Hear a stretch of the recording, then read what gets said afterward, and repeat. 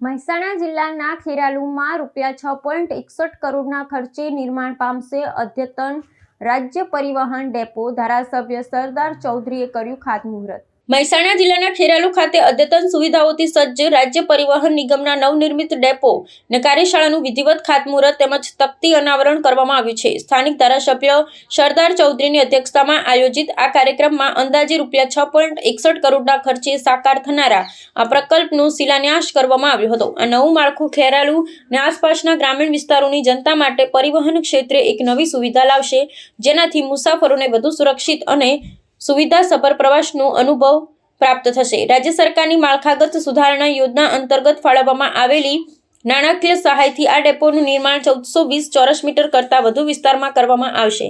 આ નવનિર્મિત સંકુલમાં વહીવટી કાર્યાલય, મરામત કેન્દ્ર, ટાયર અને બેટરી કક્ષ તેમજ કર્મચારી માટે આરામ ખંડ જેવી આધુનિક સગવડો ઉપલબ્ધ કરાશે।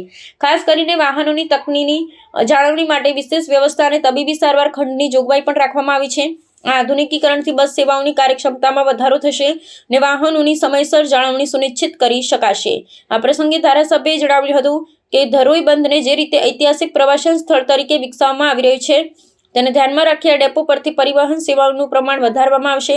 લઘુ પાવાગઢ તરીકે જાણીતા ઉમરેચા જેવા ધાર્મિક સ્થળો માટે પણ પૂરતી બસ સુવિધાઓનો ઉપલબ્ધ કરાશે, જે પ્રવાસન અને સ્થાનિક વેપારને વેગ આપશે।